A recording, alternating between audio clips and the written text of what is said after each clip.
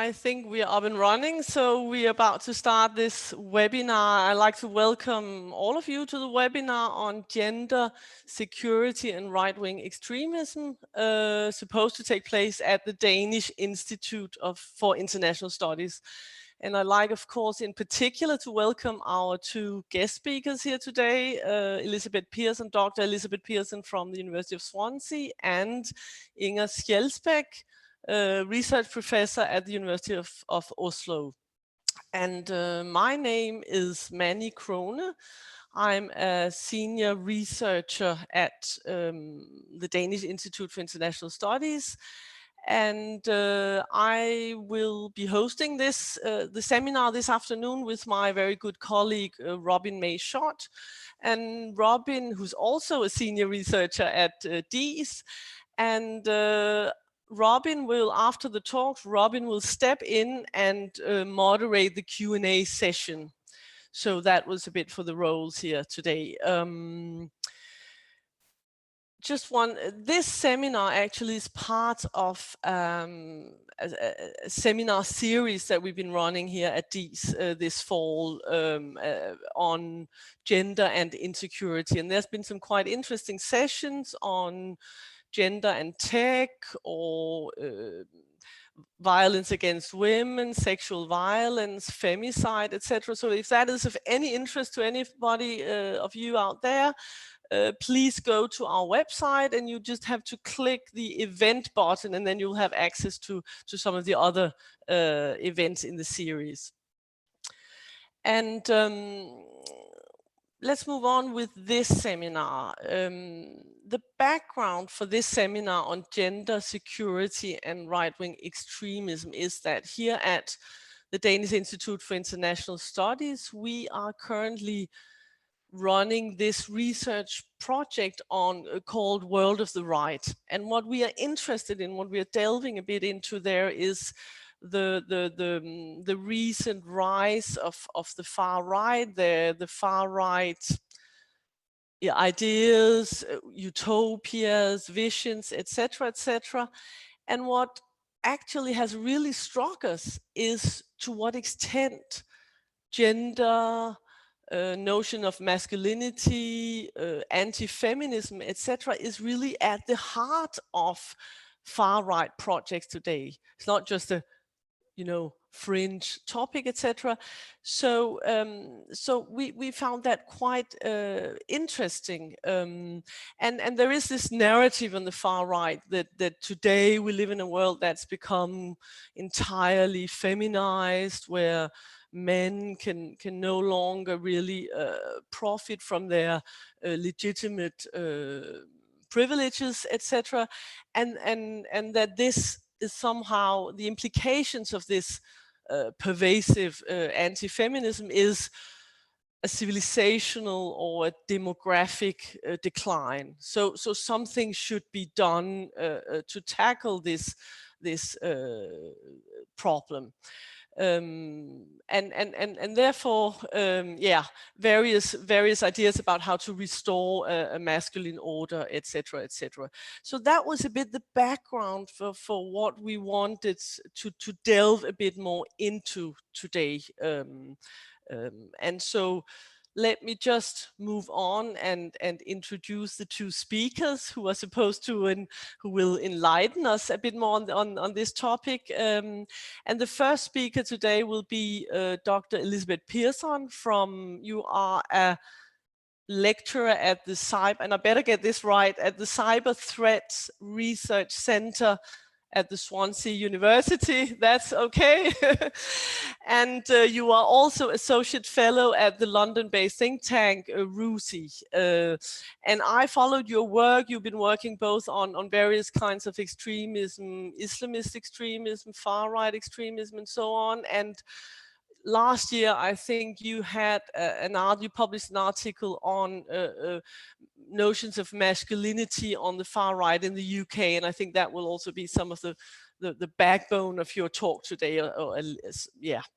And the next speaker will be, and we're very happy to have both of you. Thank you so much for coming. Inger Skjeldsbæk, you are a research professor at the Center for Gender Research at the University of Oslo, and you have also been associated with the CREX in Oslo, the Center for Research on Extremism. And you've worked for a long time on gender issues, gender in relation to peace and conflict, sexual violence, etc. And quite recently you have edited a special issue, I think it was of the journal Politics, Religion, and let me just see here, and right-wing extremism. No, politics, religion, and ideology, sorry, on the topic of right-wing extremism and gender. So, which I recommend. So, yes, that's about it. And before we move on to the talks, I'll just have to say the usual practical issues, but I will not tell you where to find the toilets. I will just tell you, I mean, what is going to happen is that first we'll have the first speaker who will talk for approximately 20 minutes, and then move on to the next speaker. And afterwards, Robin May Schott will step in and moderate the Q&A session. And we are heading for, the whole session will take 1.5 hours, so we will end about 3:30. And the thing is that you can, for the Q&A, you can go in the bottom of the screen, and if you want to ask questions, you can just use the Q&A function at the bottom of the screen. And yes, so yeah. That's it. We will move on to the talks, and we will start out with Elizabeth, and I'll just mention the title of your talk, which is Masculinities and the UK Radical Right. So please, over to you. Thank you. Thanks very much. I'm just going to share my slides for you here. So I hope that everyone can see me and can hear me. And thank you very much for having me and for hosting this talk on a really important subject at the moment. So I'm going to talk about masculinities and the UK radical right. Specifically, this relates to some research I was doing, which was funded by the ESRC a couple of years ago. And broadly today, what I really want to talk about is, and I want to make an argument about the complexity of gender and masculinities on the far right, based on this research that I did with the radical right, so anti-Islam movements in the UK. And I want to essentially dispel the idea that we can think of masculinity in a kind of singular way. Sometimes people talk about toxic masculinity, particularly in the press. And we need to think much more in a much more nuanced way about what's happening within these groups and the implications for participation in those groups and fragmentation. And I also want to talk a bit about female masculinities, because one of the issues with the term toxic masculinity is that it really kind of neglects the idea of women's participation and women doing masculinities in these groups. And while they're often a minority, they're an important minority. And this has implications for countering policies, as I know Inga is going to say more about. So,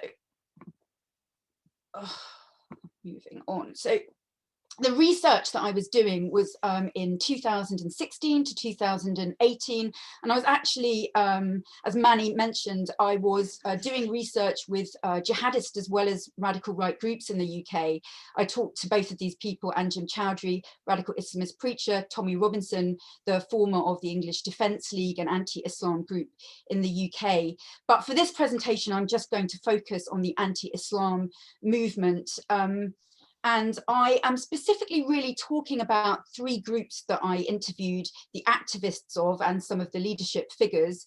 The English Defence League, which I just mentioned, Britain First, which is a more Christian group, which is also anti-Islam, and a group organised by Anne-Marie Waters, who you see at the bottom of that picture, who was organising demonstrations under the banner Islam Kills Women. And these three groups were all part of the same movement, but were doing different things in gender terms and in terms of masculinities. So to talk about toxic masculinity and the far right, we actually know a lot about gender and the far right. It hasn't been a policy focus in some countries for some time, and in others it's been a big policy focus. But what Manny said, is completely correct. There is no understanding the far right without understanding and thinking about gender. And a lot of what we know is about the relationship between men and women and the gender binaries that groups on the far right organize themselves around. So this differentiation and separation of the roles of men and women, between protector and protected, the provider, the breadwinner, and the woman as the recipient of that provision, the warrior and the beautiful soul. And this kind of Nazi image and the 14 words is kind of typical of the gendered binaries of the traditional biological racist far right, in which women are kind of portrayed largely in maternal domestic roles and often as the victims of the sexual violence of the other. But there's been some discussion around the role of gender in new far right, in radical right groups that are anti-Islam, because they've started to mobilize around notions of gender equality. And that's framed in opposition to perceived gender inequality in Islam, the oppression of women and misogyny. And for some people, this is just, the same thing. And for it's just cultural racism in the place of biological racism. But looking at the radical right and masculinities gave some insights into some differences here. And gender is not just about women, particularly in homosocial groups where men numerically dominate, such as far right groups or Islamist groups. It's really important to think about masculinities because they shape ideologies, they offer an ideological backbone to these groups, they dictate the ways that people take up roles, what violence they have access to, leadership roles, the possibilities for men and women in relationship to one another. So this is about the power dynamics of groups. And yet we often see in the press, and also to a lesser degree in academic discourse, this idea of toxic masculinity, one form of masculinity underlying a kind of wider extremist problem, because the thing in common with violent extremists does tend to be that they're almost always men. But what does calling this toxic masculinity do? I'm not undermining the concept of toxic masculinity, it has some purpose, but it also does particular things. Cooper's definition is often used, and it's a definition that is about traits in male traits, so traits in men. It's about patriarchy, it's about fostering the domination of women and particular men. Whereas masculinities, plural, is much more about different ways of doing and being a man, of achieving status as a man, of projecting ways of being a man that are superior to other masculinities which are subordinate. So what did I find when I was going and talking to people in my field research? I'm going to reflect some of the things people said to me, which are, I should sort of note, offensive. So here I had a sort of engagement with these groups in terms of, I was interested in masculinities, and what emerged was kind of complex masculinities, which showed tensions, fragmentation, and differences between the groups. So to take as the first example, Anne-Marie Waters and the Islam Kills Women series of protests. Now, Anne-Marie Waters does not call herself a feminist. She is a gay woman, and she does mobilize around women's rights, but not from a feminist perspective. She involved women activists transnationally. These groups all had transnational connections, although they were UK based, at her demonstrations.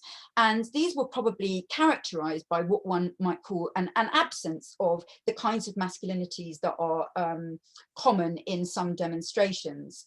Now, Anne-Marie Waters faced quite a lot of pushback because of what you might call an absence of masculinities here. And she said to me, a lot of the opponents of Islam have views that I don't like. and Coulter thinks women shouldn't be allowed to vote. I don't want those women to be the only ones speaking out against Islam. She was very consciously mobilizing women's rights, and that found her at the time a real social media backlash, particularly from the alt-right, who she said, you know, want us back in the kitchen, which was not Anne-Marie's kind of vision here, although she is, make no bones about it, she's extremely anti-Islam, and she is not a kind of defender of all women's rights. She is a defender of particular women's rights. That's contrasted with this demonstration scene in Britain first. So I took this photograph at a demonstration in the north of England. You see with thumbs up, deputy leader of the group, Jada Franson, at the time, and she is flanked by women. One is the speaker that she had invited to talk to our sort of long-standing activists. So Jada is not she would never describe herself as a feminist, and she told me that she was extremely happy to be sort of part of a boys' club, as she saw it, one of the lads at the demonstrations. She fostered and encouraged women's participations, but she did not in any way challenge kind of patriarchy within this group. The group has different norms. They have militaristic norms. Britain First at one point was organized in so-called battalions, which were involved in so-called mosque invasions, which were banned. And they use a lot of military symbolism at their events, flags, drums, militaristic, patriotic songs.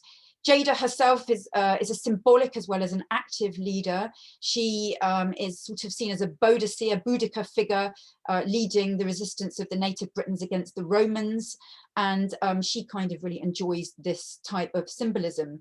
So here it was very much about sort of military masculinities on display, and very openly so, with women at the symbolic fore of this group, but numerically not at the fore.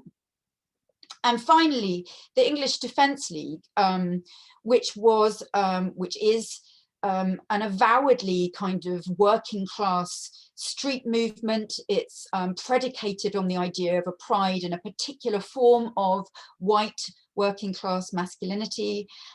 This is about masculinities, which again, as with Britain First, are completely familiar from other parts of British life. So this is about street masculinities, masculinities of casual violence, football masculinities.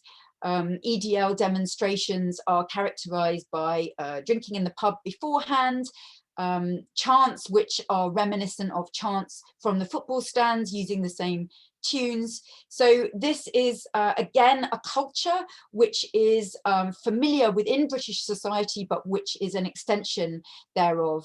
And this is a kind of less disciplined. Jada Franson had been on English Defence League marches, and she said to me, you know, I want Britain First to be more disciplined, more formal.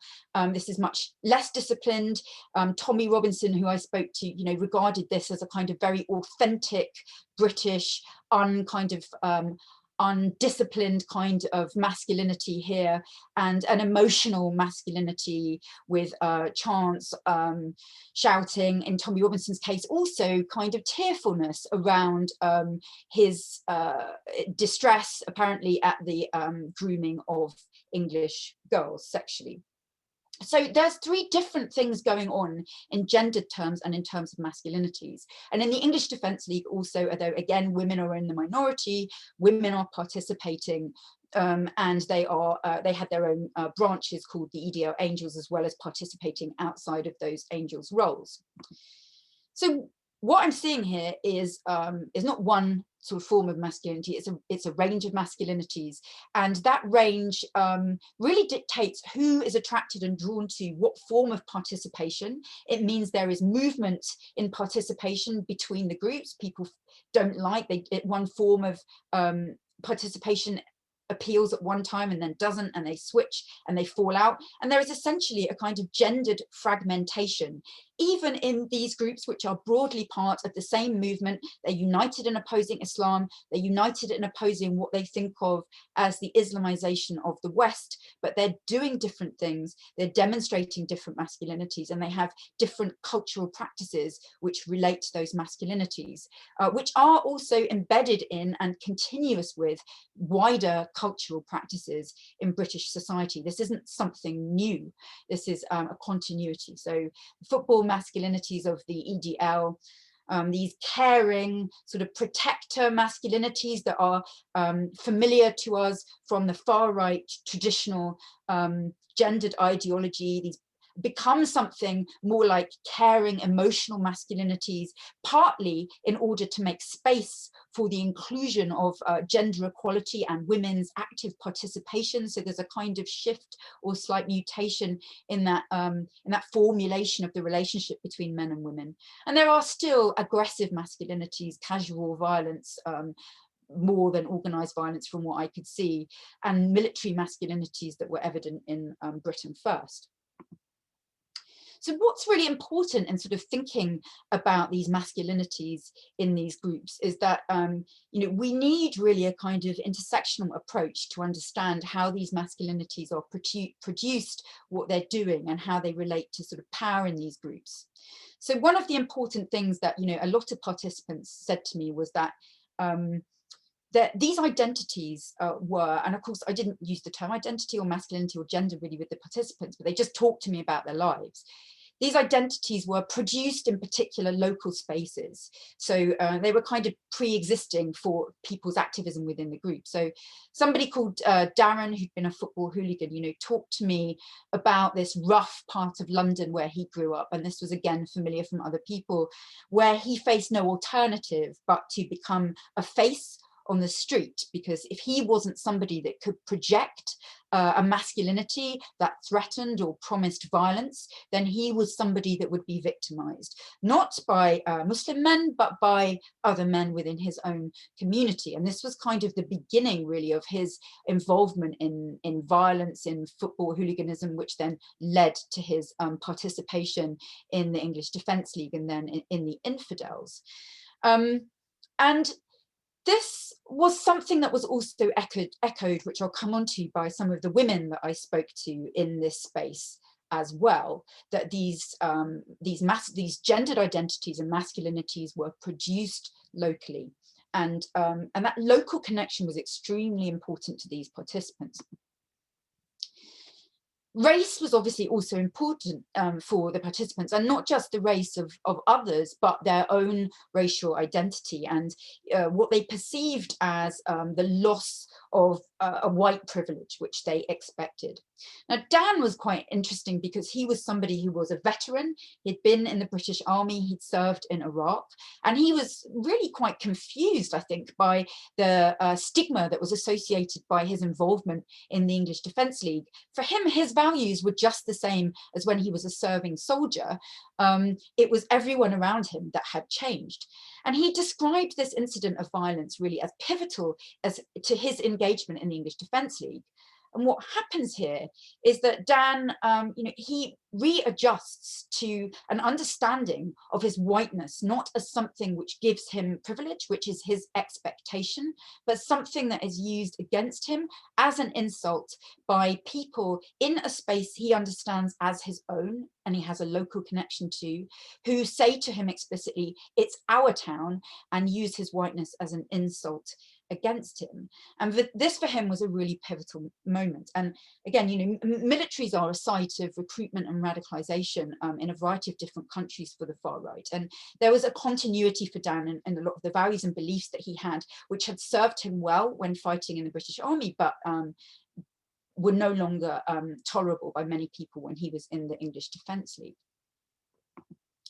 So I want to, for the last few minutes, move on to women's participation and the ways in which this was difficult because of the patriarchal norms of these groups, because of the continuities of masculinity with wider society. So I mentioned the EDL Angels, the women's group. Hel Gower was a woman who ran these groups. She was the PA to Tommy Robinson.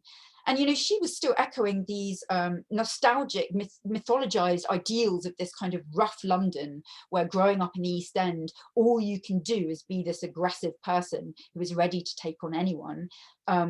So she was buying into this, and it led her to kind of take a confrontational, aggressive stance, just as the men did. And I heard this echoed from other women as well. One woman had even confronted Anjum Chowdhury proudly in her part of East London, saying, you know, because I'm a woman, it counts for even more that I have confronted him.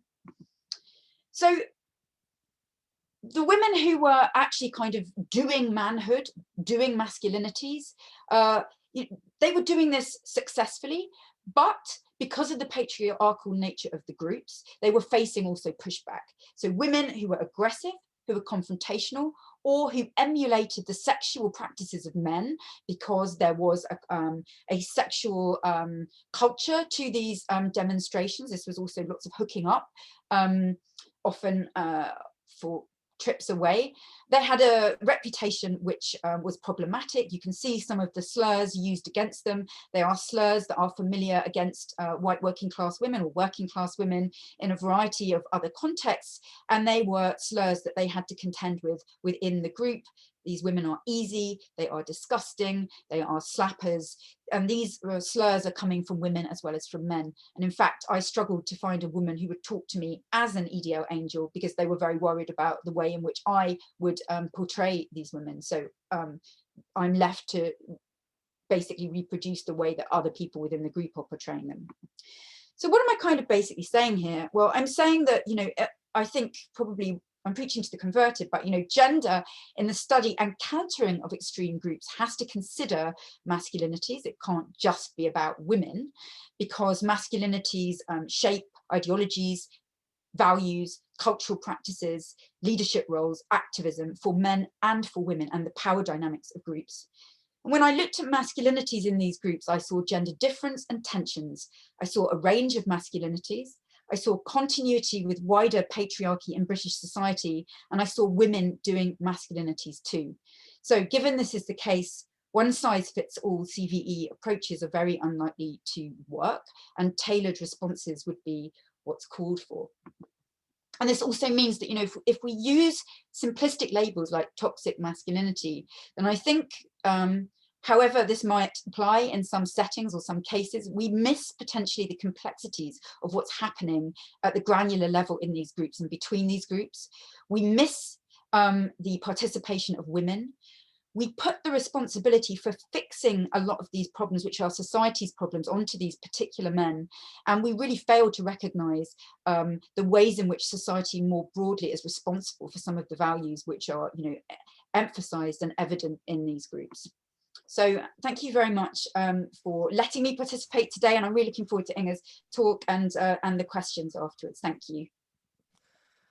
So thank you so much for Elizabeth for this, and for pointing to both the complexity. I think that's very much needed, not to have some, you know, very simplistic ideas, and also for pointing to the role of women in these groups. So we'll just move on to the next speaker, Inger Skjeldsbæk, and the title of your talk is how hopes and misguided expectations. It's a bit long, so I have to read it. And how policy documents frame gender in efforts at preventing terrorism and violent extremism. So please, over to you.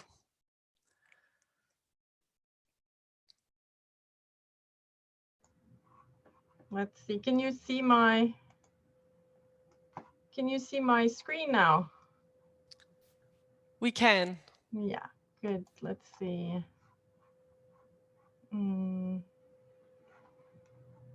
There we go. Okay, so I'm a little bit confused because I have two different screens that show different things. There, I think I'm on the right track.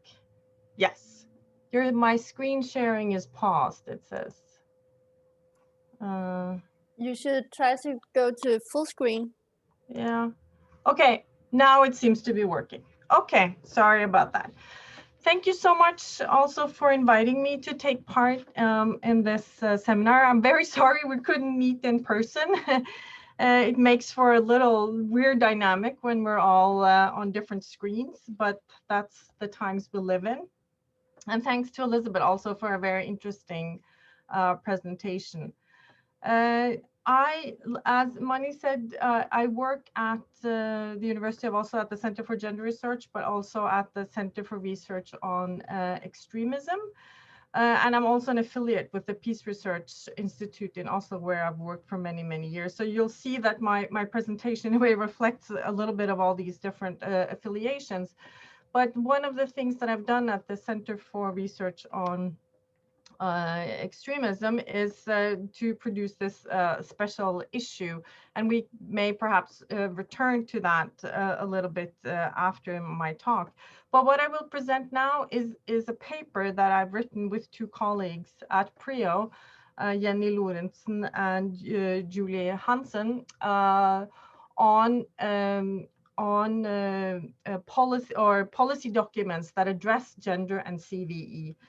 And as you will see, I will get to the far right and masculinity in a way through the side door, if you like, through presenting this study. And I'll start, let's see, I hope it works. Yes, it seems to be working. But if we start with gender and the far right, I mean, we need to ask, I think, why is gender so central to political mobilization for the far right? And what is it that we need to understand about gender and extremism in order to prevent, as Elizabeth ended on?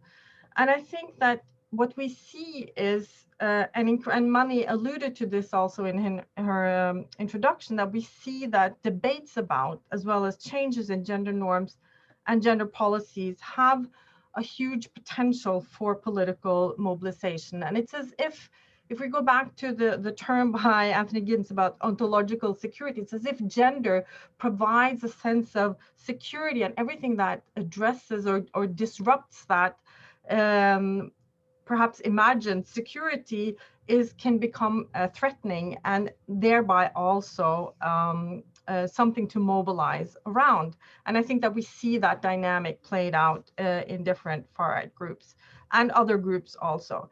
And then this mobilization then happens around contested issues such as abortion, family policies, whether women are by nature more suited for childcare than men, sex education in schools, teaching of gender studies at universities, views on sexual minorities, and so on. And then positioning on these issues follow then political dividing lines.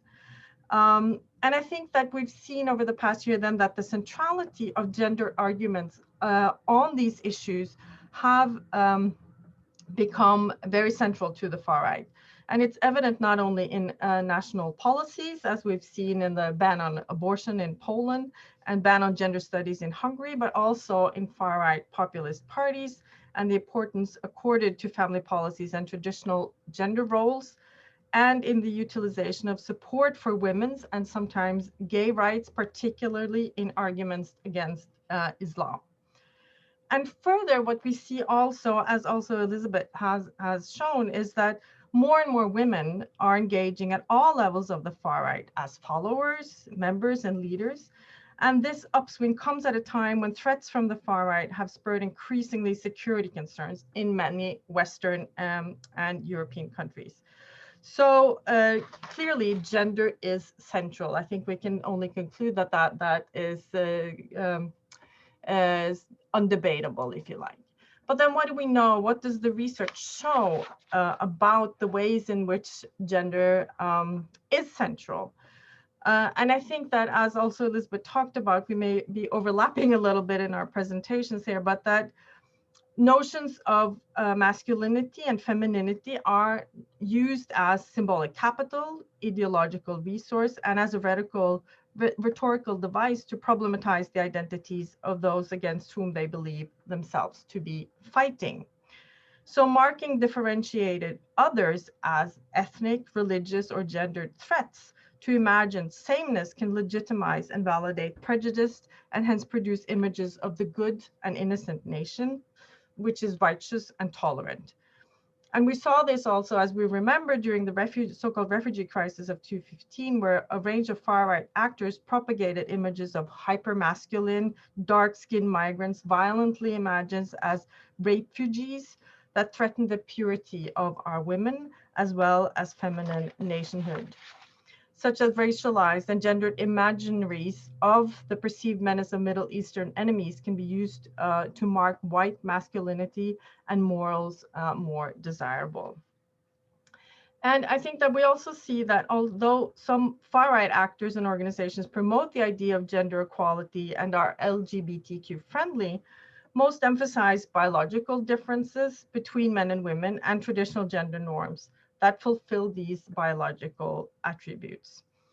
Mobilizing against gender equality is more common, and gender equality and pro-gender norms, which include increased acceptance. Let's see, I got an... Yeah, it's because we can't follow your slideshow. Oh, okay. But you have taken over now? Yeah, I can try to see if I can do it. Yeah? So... No, can you try again to share a slide? It's just so we can see it. Yeah, hold on. I'll go to stop share and then we'll try again. No, can you see it now? Yes, we see it now. Yeah, okay, let's hope that it works.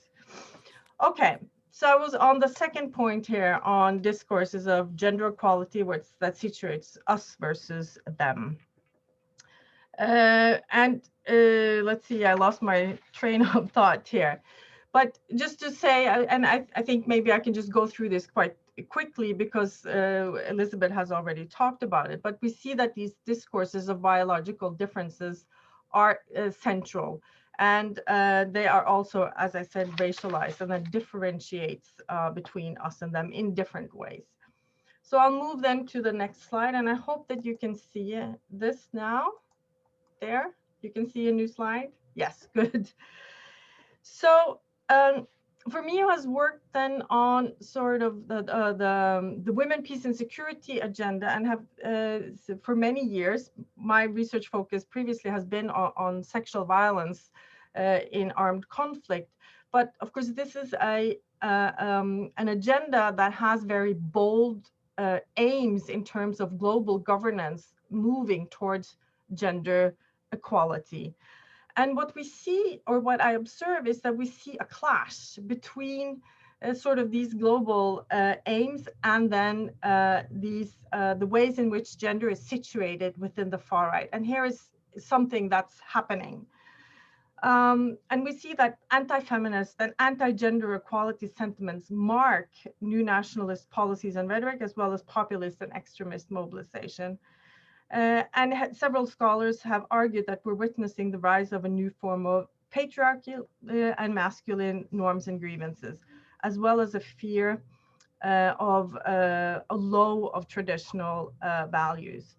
And so the aims of the global or the women, peace and security agenda becomes kind of the other or the opposite.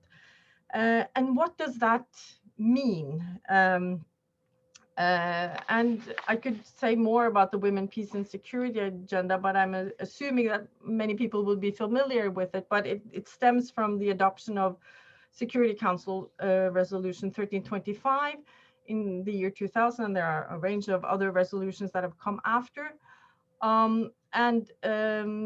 It focuses on the protection and participation of women in matters of peace and security. And what we saw, if I move then to the next slide, we saw in 2015, there was an evaluation of how this agenda had been implemented globally, and there was a global study. And one thing that we saw in this global study on the way that the agenda has fared, if you like, was a new strong emphasis on violent extremism, which was not in the language of this resolution in its original form. So this has kind of come onto the agenda. And we've also seen at the same time a change in UN language from focusing on countering terrorism by sort of hard security means to a way of countering violent extremism through softer security means. And then we had the adoption of Security Council 2242 in 2015, the same year as the global study on women, peace and security, which kind of merges the CVE agenda with the women, peace and security agenda. And the backdrop for this was increased attention given to female fighters and gender dimensions of political violence. So, and at the same time, and also perhaps because of this, or these things work together, we've also seen the emergence of a policy industry on how to counter violent extremism. And then we were interested, my colleagues and I were interested in seeing, so what do these documents tell us about how to address the interconnect between gender and violent extremism?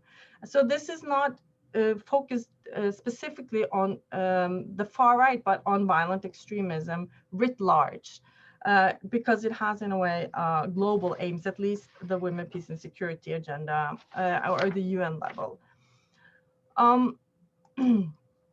So we were interested in then seeing how gender is understood and how measures linked to gender are kind of put together in these documents.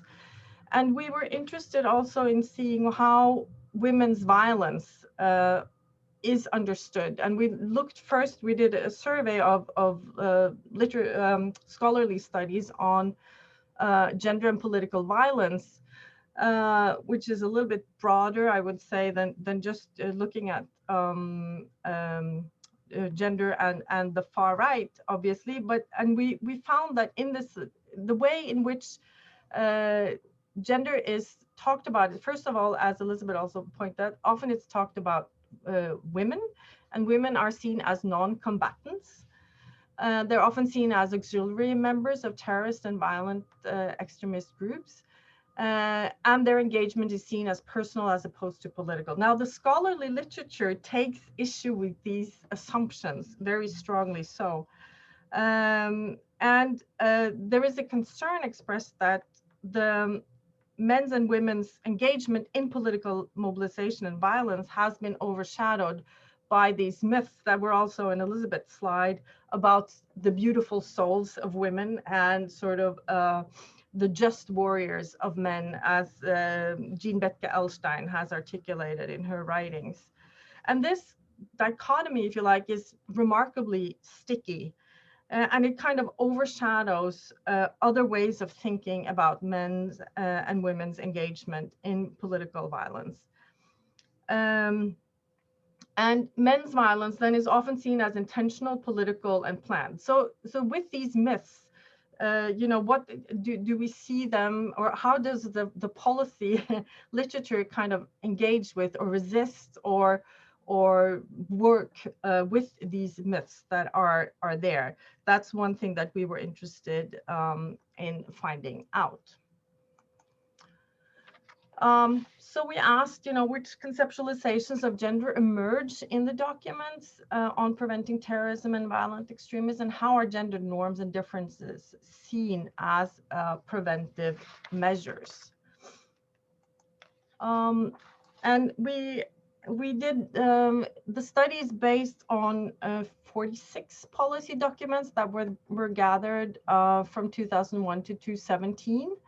And as you see, many of them some are from the UK, many from the UN, from regional organizations and international organizations, and then 3 from the Global Counterterrorism Forum.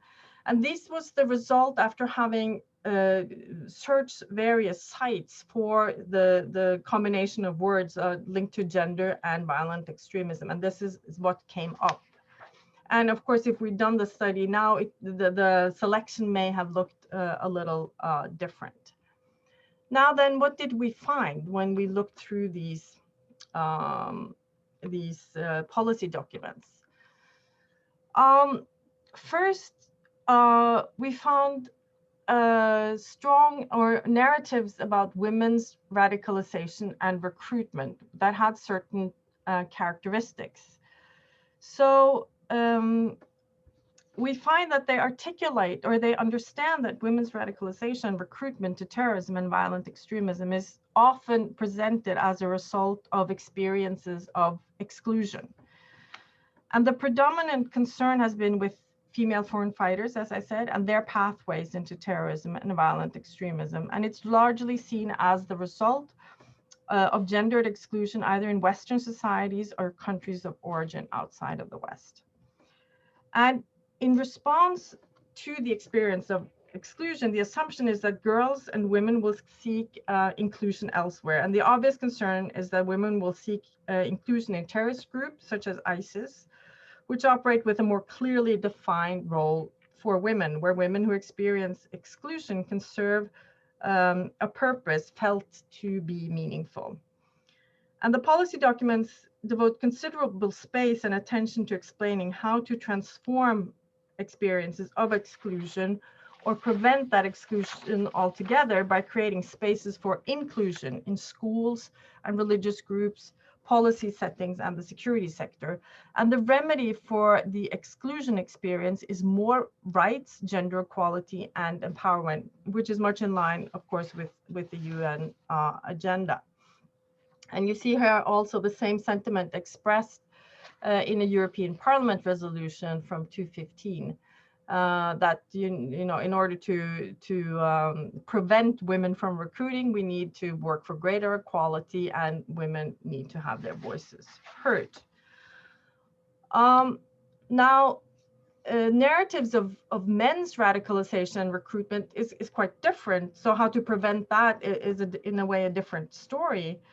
When examining how these documents present how men's inclusion is presented, we quickly found, first of all, that we couldn't even use the word men. We had to look for the word boys. And the stories in these policy documents that describe male exclusion as a precursor to radicalization are stories about youth and criminal behavior.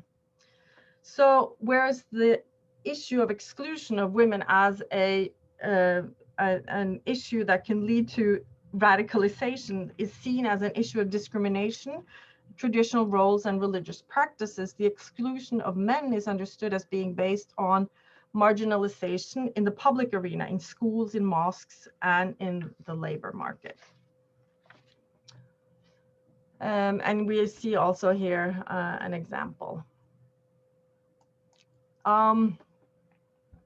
So in the policy documents, there are concerns about the recruitment of men and women into radical groups and becoming radicalized. But then when they discuss gender in these documents, there's also a strong story about, or many concerns related to how gender can be seen as a site of resilience against radicalization. So it's in essence, how can we use gender or understand gender and in the ways that we can make girls and boys, men and women, prevent others from radicalizing. So that's different from self-radicalizing. And one example can be found in UN Security Council Resolution 2354.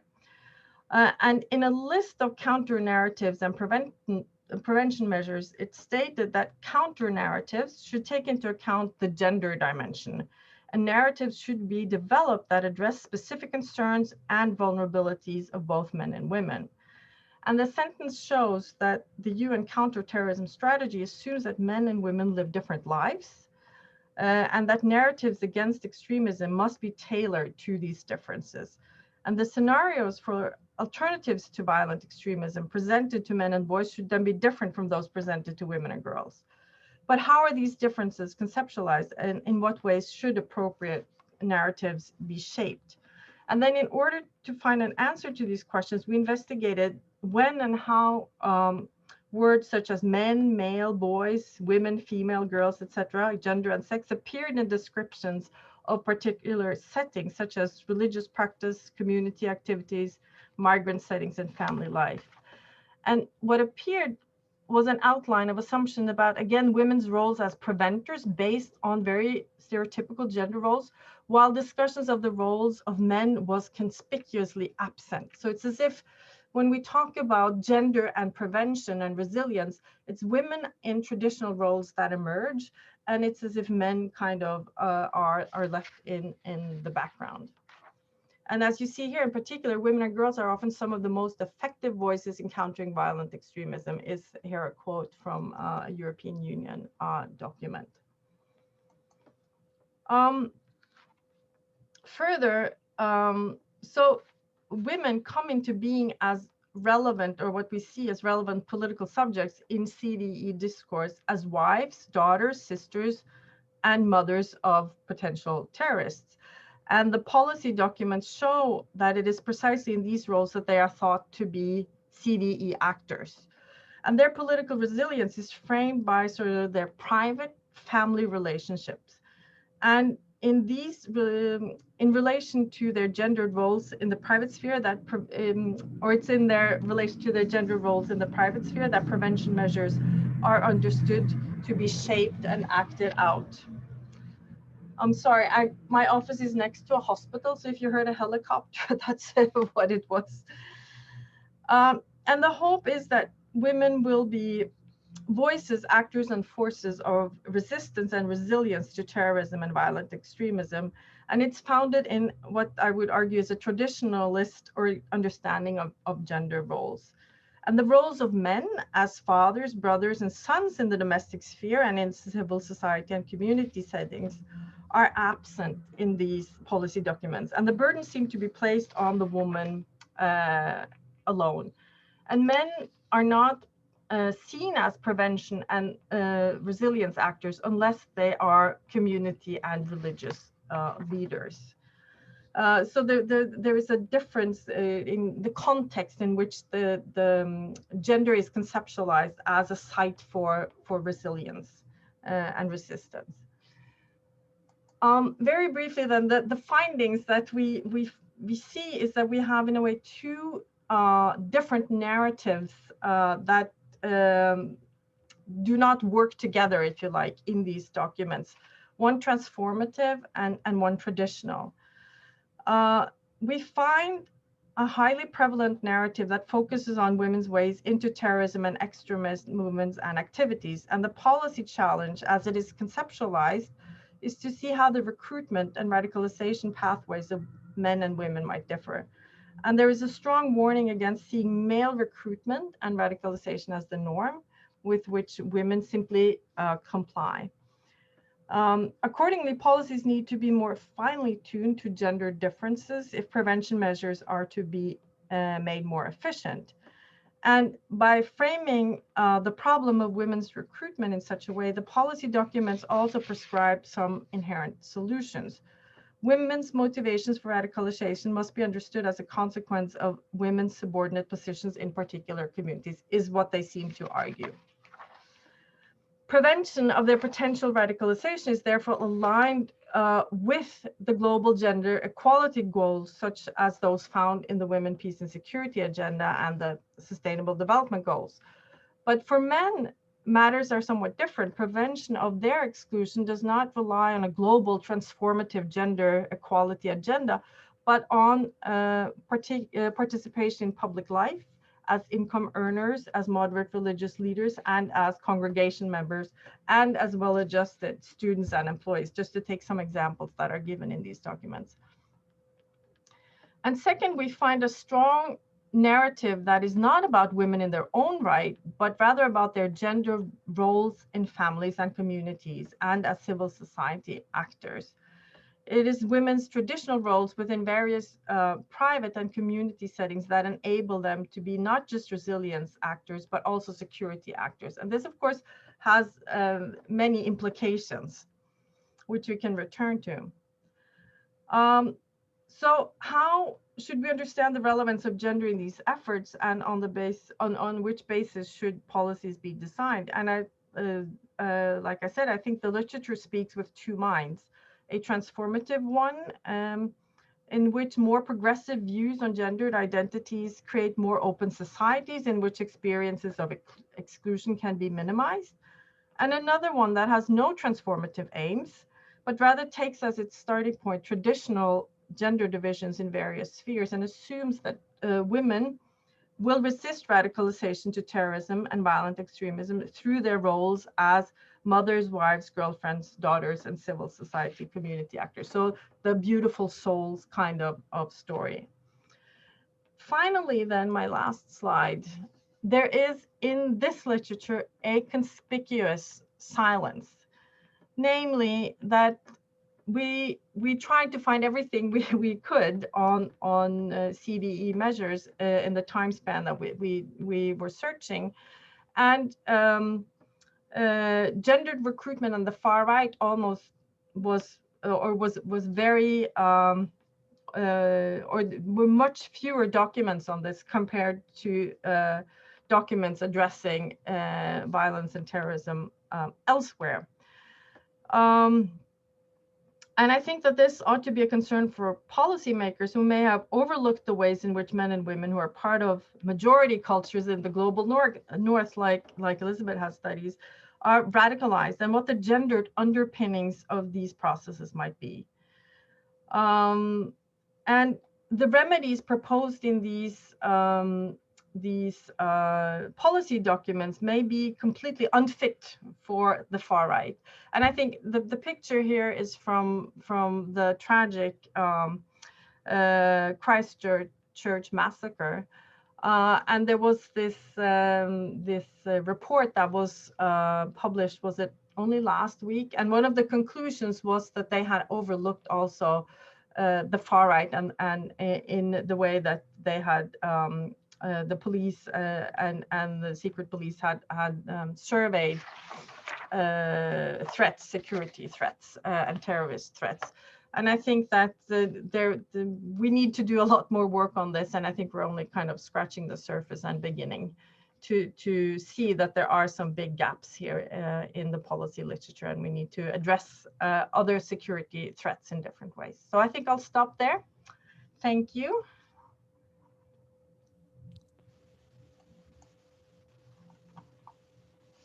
Okay, thank you, Inge. And thank you, Elizabeth, both for very interesting presentations. And I can remind you, as Amelia from our conference office has done, you can go ahead and start writing questions in the Q&A box. We have this special function. You can like a question. I think it's called upvote, that prioritizes questions, so you're welcome to use that. But while the audience is gathering their thoughts, I have also a question or two to start with. Perhaps Manny does, and it's the question about the centrality of gender. We're talking about both in different varieties of far right and extreme movements. In my own work, I'm also completely convinced that in times of crisis, in times of transition, gender becomes mobilized. This is how I started working in the area that I know Inge is also expert in terms of sexual violence and war rapes in Bosnia, for example, the role of gender ideologies, the role of the image of women as representation of the nation, and so forth. But both of you have actually given a slightly different approach to this question. So I guess my first question is it that this mobilization of gender, one way of posing the question is it that gender is threatened and therefore finds expression in different forms of extremism, which seems to be, how you set us off, Inge? Or is it that there are other societal, political, racial, perhaps, crises that produce crises, which then mobilize gender in addressing, negotiating these crises. So maybe Inga, if you could speak to that first, and then Elizabeth follow up on that.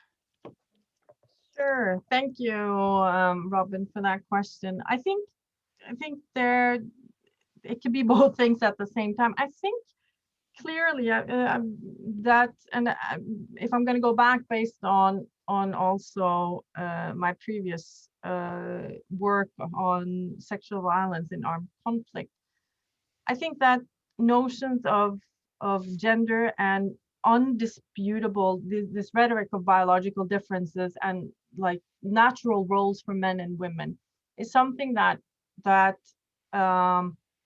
is often seen as a form of security, as I tried to say in the introduction too. And whenever that is questioned, that can feel like a threat. And then you have the whole notion of gender linked then also to other political projects, such as ideological projects, ethnicity, that I have also looked at in the case of sexual violence and armed conflict, where the purity of a group or the purity of an ideology is linked to very strong gender divisions. So yeah, I think this is one of the interesting things and difficult things with trying to study gender and politics, because it's everything at the same time, if you like, and then how to address it from a policy perspective, how to disentangle, how to make it relevant. I think that's a really difficult question, actually. And also a scholarly difficult question. What's the explanatory power of gender to understand different kind of ideological movements? I think we need to grapple with that somehow. I don't know if Elizabeth wanted to add something. I agree with Inga that there's both going on. So sometimes when I read about, gender being mobilized by groups, or it sounds as though this is kind of always entirely cynical. And when I talk to people, I didn't always feel that that was the case. A lot of the people that I spoke to who were extreme activists seemed really genuinely and passionately kind of engaged in these arguments, and they were putting themselves off on a great risk, risk of losing a job, risk of losing friends, to go on these demonstrations and participate. And it wasn't always a kind of excuse to mobilize. And there were also, for some people it was a cynical, I think also, and for some groups it was a cynical exploitation of particular narratives.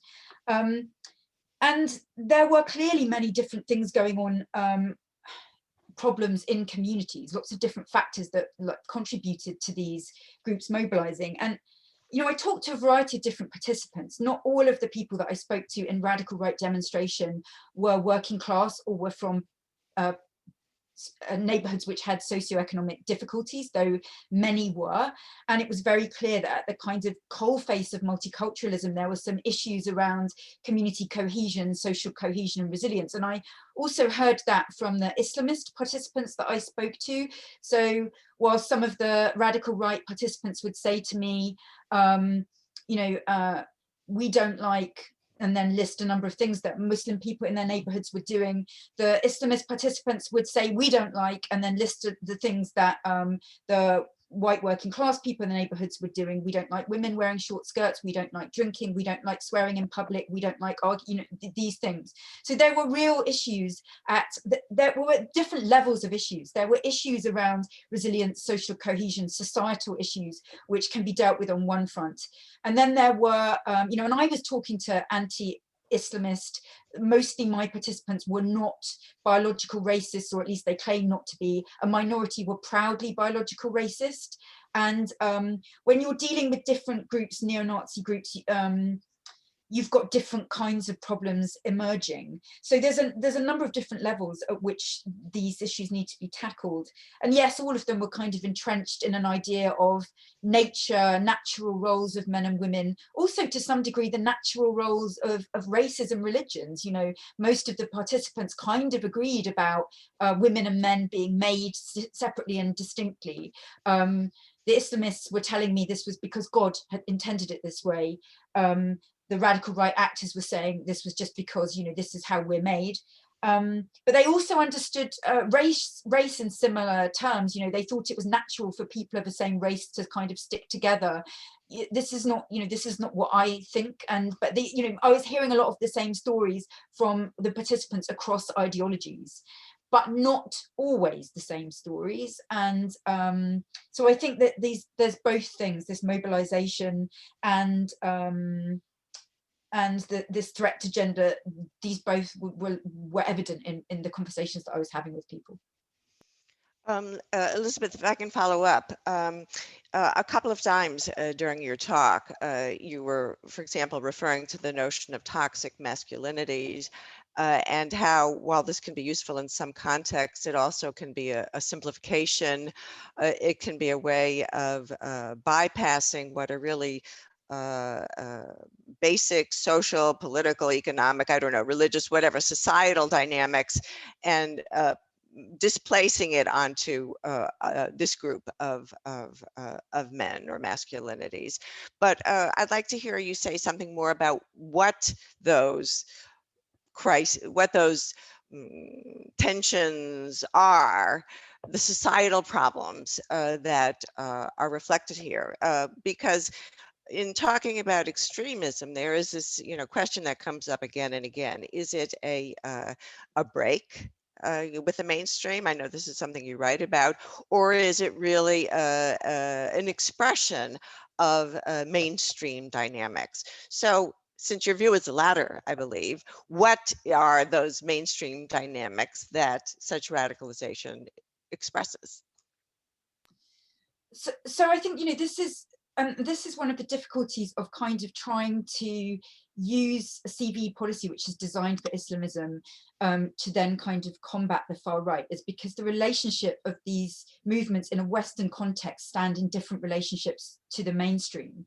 So yeah, I do think, you know, what I saw was a lot of continuity with patriarchy more broadly. I mean, these people that I was speaking to, they weren't just extremists, you know, they had jobs, a lot of them. They were the person that works in a shop that you see every day. They were a barmaid, they were your builder. These were people that had identities. There were people coming that were commonplace. They're not just extremists, they're in communities. And when I was interviewing people, I sort of, at first I thought, you know, where can I go to have these really difficult, potentially racist conversations with people where they're expressing these racist views? You know, how can I do that? And the answer was, well, you know, their local pub, their local cafe. No one's going to come up and challenge them, because this is kind of, you know, people come and say hello, how are you, but they wouldn't.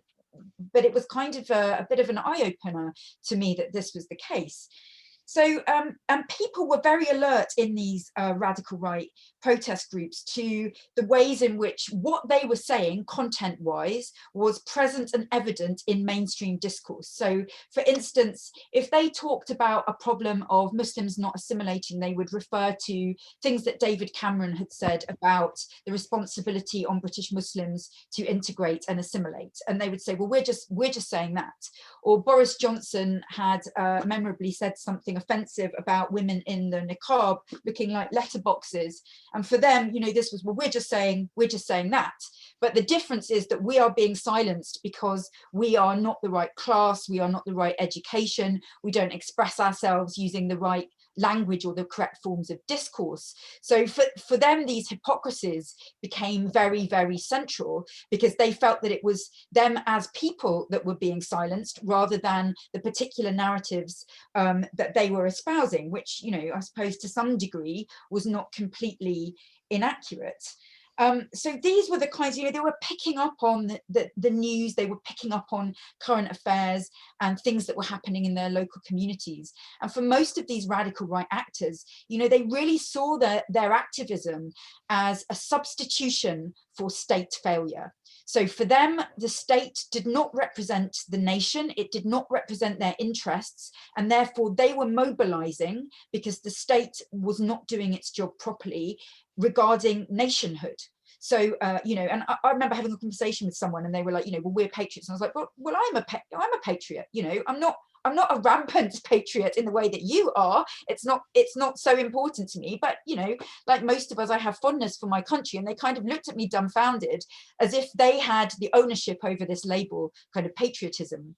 And this idea of nationhood, which probably doesn't mean a great deal to me personally, but meant a lot to them, was something that they saw as being entirely absent in the idea of state. And they were confused about this, and they mobilized in a way kind of to mitigate for what they saw as something that was missing. So I don't know if that kind of answers the question, but those were kind of some examples that they were giving me. Okay, thank you. Manny, before I open up to the Q&A questions, did you have something you wanted to ask? I can just perhaps add some brief questions here. I mean, first to Inga. You were talking about, I think that both of you addressed both far right and Islamist extremism in various ways. So I think we can perhaps move into that comparison. But first to Inga, you were talking about how those CVE documents were shaping, framing women in particular ways as subordinate sisters, beautiful souls, etc., etc. But what I have found quite interesting is that on the far right, for instance, to start there, that there is also among women, etc., this strong nostalgic longing for a world where women were subordinate, where they were dominated by men, etc. So I don't know if that at all comes into if you can say a bit about that. What is it? And I probably you could find that also in Islamist. Although I know that there are, of course, strong women, as you showed, Elizabeth, and masculine women, etc. But there is also this longing for, once again, being into more traditional family, patriarchal patterns. So that would just be my question for you. And Elizabeth, you talked about the groups, the far right groups that you were talking to, that they were united in opposing Islam. But I've also come across, far right people who who admire Islamists because they have this idea that, well, they're really, they really dominate the women, and they so I just wondered to what extent you would say that there is, if you compare, that there are some similarities in the division of gender roles. Since you worked on both Islamist and the far right. So yeah, thank you. Should I go first, maybe? Thank you, Mani, for that question. This is what makes studying this so interesting, because it's so messy, if you like. It's not clear cut, and I think I'm not sure if I'm able to kind of sort my thoughts in a very coherent way, but I think there are several things at play at the same time. One thing is that I try to allude to this clash. I think that the Women, Peace and Security agenda, the UN, and this push towards, ever more rights for women and girls worldwide, it's so easy to agree that that's a good thing, but it also creates this resistance, right? So there is, the UN becomes, or the UN agendas, I should say, become kind of the enemy for some of these far-right forces and nationalist forces that we see many places in the world. And in that, obviously, gender roles and gender identities are central. So the CVE policies might trigger a resistance that is unintentional from is what I'm worried about. So this is part of this clash. And I think in this special issue that will be published this week, I hope, we have an afterword by Cynthia Miller-Idris, and she talks about, so how should we study gender and the far right? You know, what are issues on the agenda that we need to be attentive to? And one of the points that she makes in her afterword is that we need also to be more, we need to understand better the power of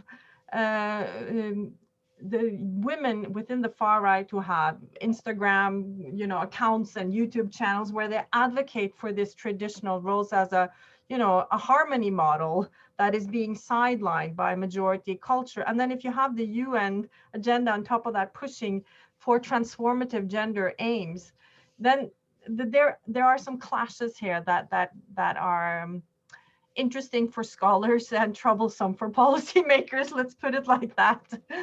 That I think need to be addressed. Yeah.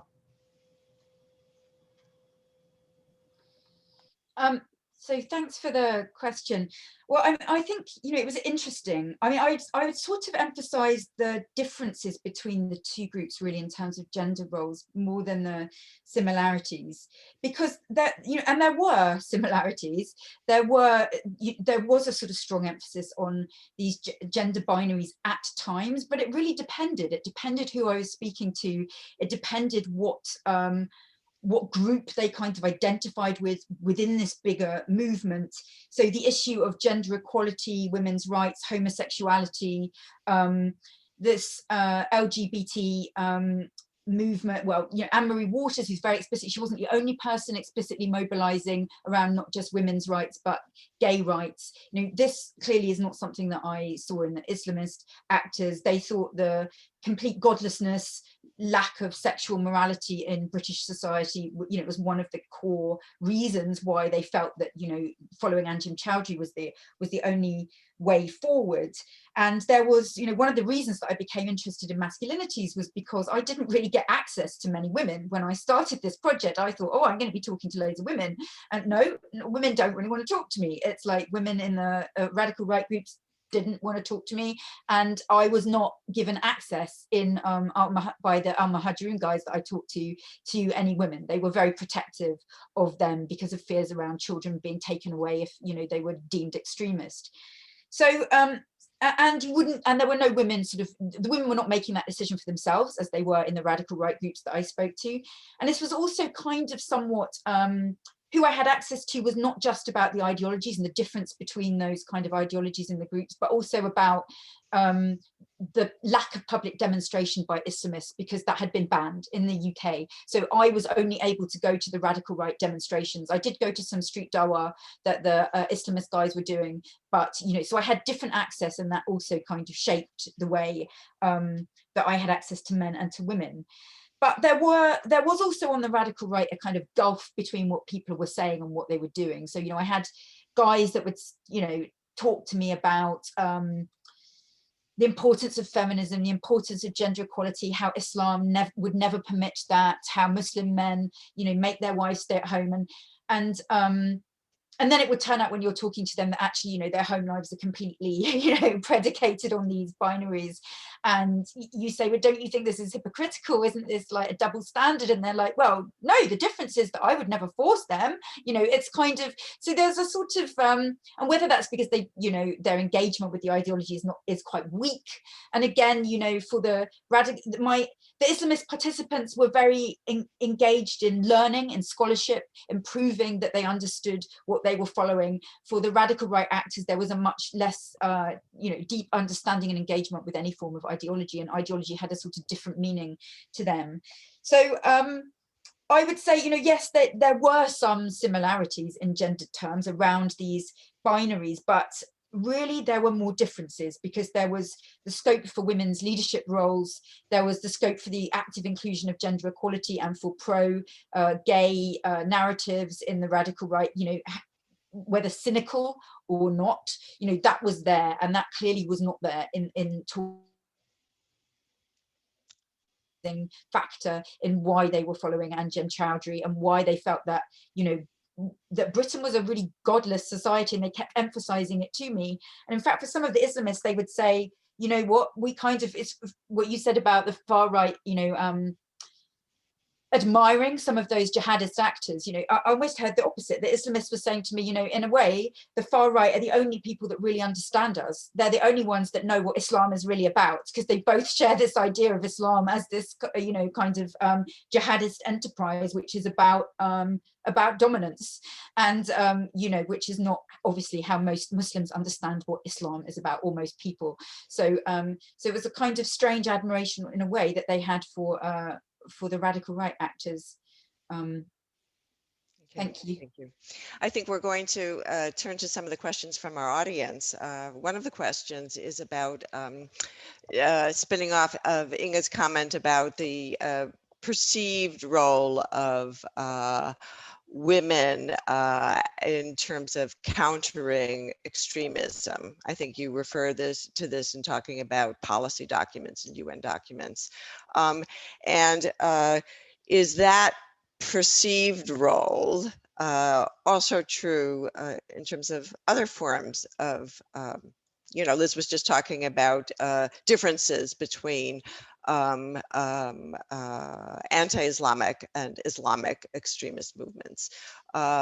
What's the perception of women's role in these narratives in the non-Islamic movements? Is that counter, or is it the case that women take on, you know, this traditional position and don't want to resist these extremist positions? I'm not entirely sure if I understand the question, but let me just offer a comment. There are two things to think about in relation to that way of framing women as resilience actors or resilient points to radicalization writ large, whether it be far right or Islamist terror.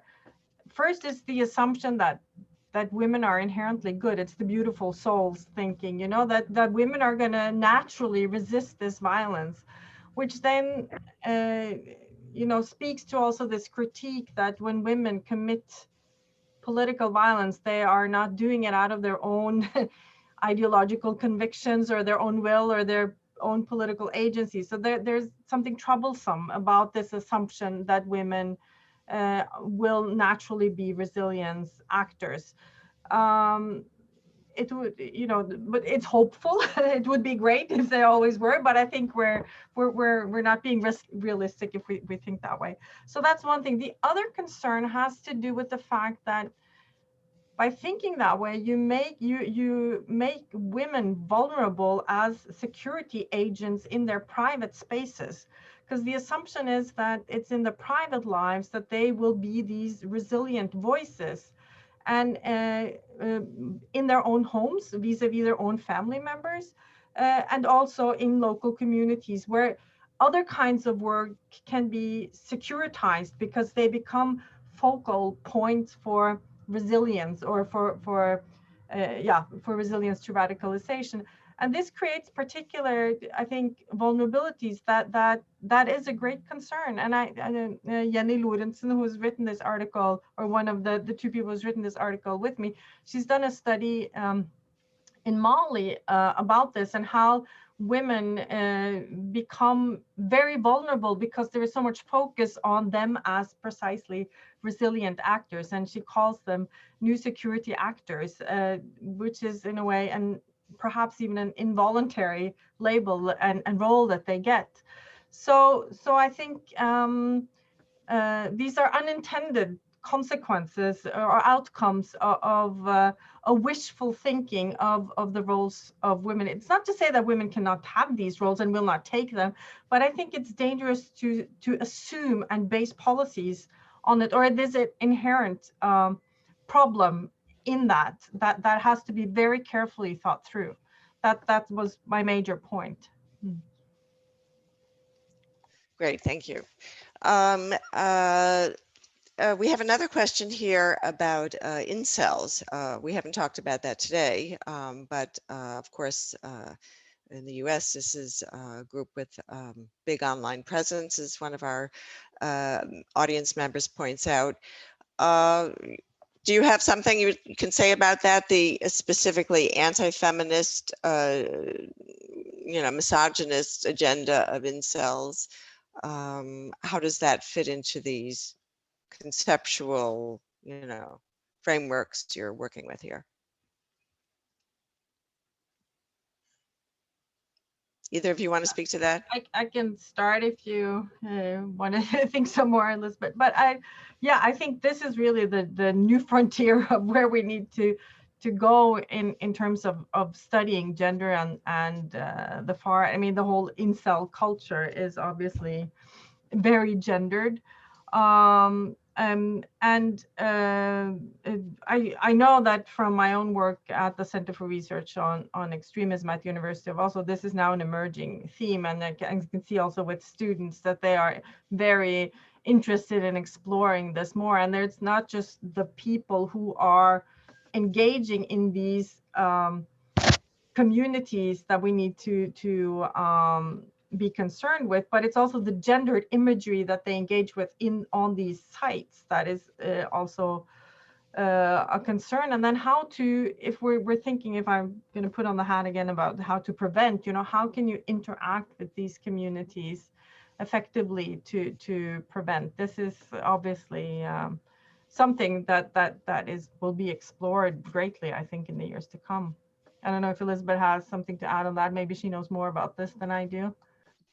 I don't know more, but I think what I would say is, there's kind of, it's clear, this, we're talking about the far right as an umbrella term, and it encompasses a lot of different activities that are going on, and it encompasses now emerging internet movements such as the incel movement, the manosphere, some people would include QAnon, conspiracy theories, neo-Nazis, white supremacists. Some people would even include kind of actors like UKIP, Nigel Farage, the sort of whole movement that was for Brexit in a UK context because of a kind of anti-immigration rhetoric. And misogyny as part of what's happening, it matters, but I have been a bit nervous around attempts to include anti-misogyny in a kind of counter-extremist repertoire, because of we all know about the securitization of women's issues as part of part of countering violent extremism. It's important that gender is incorporated into countering violent extremism. I don't think anyone working on gender would not want that, but I think we have to be careful about the boundaries and making sure that something like online misogyny, which matters in and of itself, which is extremely prevalent, which has probably affected each of us in this seminar that is online, is tackled not as part of extremism, but as part of, again, as part of society. And I think we also need to be a bit clearer about what the impacts of internet extremism is. There's a lot of internet data, there's a lot of internet toxicity, there are extremely negative cultures online. But again, when I first started kind of studying all this, there was a lot of conversation around extremism as behavioral and tackling behaviors, and then it became much more about tackling online extremism, tackling the cognitive aspects of this. And I think we need much more information about what damages specifically are caused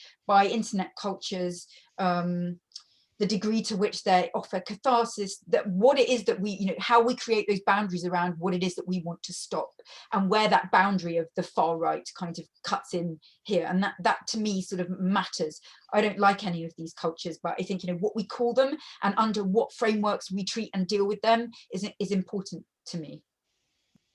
Thank you. We have just 2 more questions and our time is running short, but following up on this comment, what is the boundary, Liz, you started using this language, between right-leaning opinions and extremism? This is again the question of the relation between mainstream and periphery. Is there a boundary, or is it a process? How would you respond to that question? When does something right-leaning become extremist? You know, I think that's a really hard question, and that's one of the reasons why internet platforms, social media platforms, have had a real difficulty in removing broadly what let's call far-right content, in contrast with removing jihadist content, which was much easier to flag. You know, I think J.M. Berger had done a study, and you know, a lot of far right, radical right, the whole spectrum has mobilized around political leaders who are completely mainstream, such as, you know, Donald Trump, Boris Johnson, populist, radical right leaders in a European context. And these boundaries, cordon sanitaire, is really hard to kind of to define, and increasingly hard to define. And we know, because lots of people have been studying, that the far right has to some degree become normalized. It shifted mainstream politics towards a more populist right, and we have to be careful about drawing those boundaries. You know, the definition of extremism is not clear cut. JM again has really tried to kind of define this, and he's done it outside of a relativistic. A lot of people have defined extremism relative to the mainstream. He's taken that away and used kind of, you know, animosity towards outgroups as the kind of key defining factor. So I think this is really unclear, and I think at the moment things are so difficult. COVID hasn't helped. Polarization is the extent to which, you know, it's become very hard to have conversations around these issues in this space, because almost every conversation becomes part of a polarized debate, and, you know, reducing that polarization and that division is extremely important. So that's not a very good answer to where should the boundaries lie. It's just to say that it's really hard to say. So sorry, Robin. Okay, and we have a final question before we close our seminar today. From one of my colleagues here in Copenhagen. I think this is coming off of Inge's comments about the different agendas and policy, and how gendered really they are. I think one of your points, Inge, was that it was actually a transformative agenda around women's roles, you know, gender equality, whereas around men's roles, it was really much more traditional. If I understood you correctly. So we have a question here about what do these different gender perceptions, how do they play out in, you know, in the legal arena, judgments around violent actions, in public perception of these actions, and are these gender differences in the policy documents or in the public perception also used strategically by extremist groups? Good question. I'm not sure I have an answer to that. I haven't studied this in particular, actually, how it would play out in judgments and that sort of thing that you ask for. I think that I know others have, but I can't recite their work right now. I can't remember, but I think I think that we simply need to be more attentive. Maybe I'm repeating myself, but the transformative aims of the UN agenda and the resistance, I think this is my main point that I want to make, is that the resistance that it can create needs to be tackled and addressed by various actors, global, regional, and national, and community level also, because sometimes it feels as if these worlds are disconnected, and so good intentions can create unintended bad consequences in terms of then this resistance that I've talked about earlier. So I think that I'm not sure that it answers the question directly, but I think that would be my major message after today. Thank you. Well, we're going to close now. I want to thank you both speakers for participating. Thank you to the audience for sticking with us. There are so many interesting questions here, but I see our seminar time has run, so I won't even try to sum it up. Thank you again. Thank you.